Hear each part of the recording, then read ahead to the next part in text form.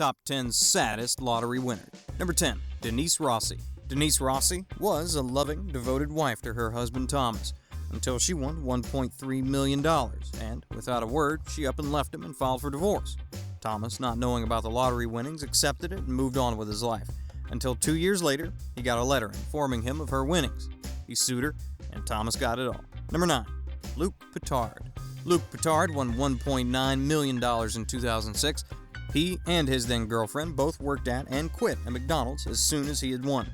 They had a very lavish wedding, bought a home, and took a holiday to the Canary Islands.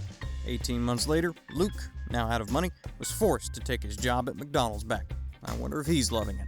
Number 8. The Griffiths.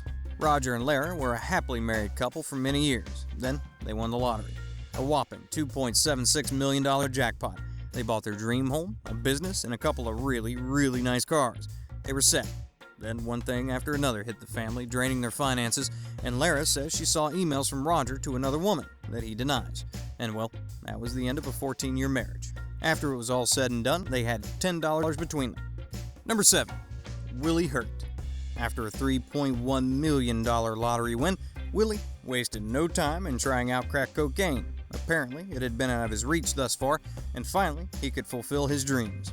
After 2 years, Willie was divorced, lost custody of his children, and was charged with attempted murder. Remember, kids, crack is whack. Number 6.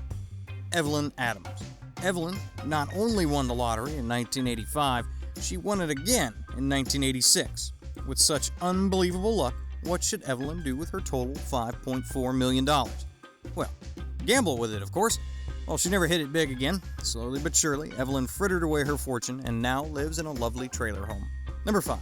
Gerald Muswagon. Gerald won $10 million in the Canadian lottery. If you were a friend of Gerald, so did you. He was certainly not stingy with his money, buying cars and big screen TVs for all his friends and family.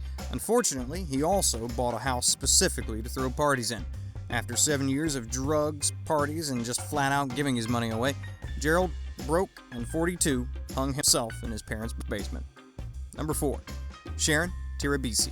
In 2004, Sharon won a life-changing $10.5 million, and like many lottery winners desperate to experience the good life, she starts to spend it on cars, clothes, parties, trips, and handouts. In less than a decade, Sharon is now riding the bus to her new job so she can pay the rent on her house. Number 3. Michael Carroll.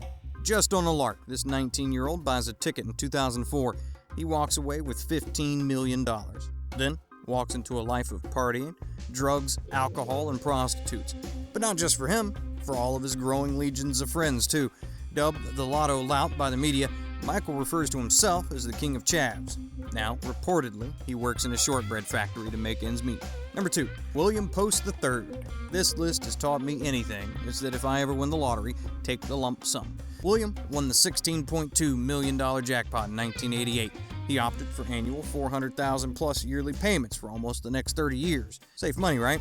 Well, poor William owed so many people, including his landlady, who won a third of it in a court case. Top that off with his brother, who hired a contract killer to murder William and his sixth wife. He died in 2006 in Pittsburgh, penniless and hounded by the law. Number 1. Andrew Jackson Whittaker Jr.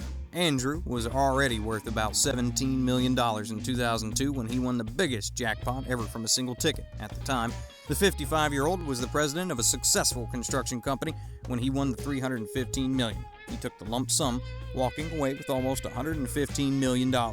His downfall starts off very generously. He gave 10% to Christian charities. He even bought a new house, new truck, and gave $50,000 cash to the woman who sold him the ticket. Then, he began to drink heavily and frequent local strip clubs. In 2003, thieves stole $545,000 from his car in a strip club parking lot. In 2004, they got another $200,000. Somehow, all his money is gone now as his debt keeps piling up. He owes Caesar Atlantic City $1.5 million for bounced checks. Most recently, in 2009, his daughter died. He told reporters, "I'd wished I'd torn that ticket up." Time for the question of the day.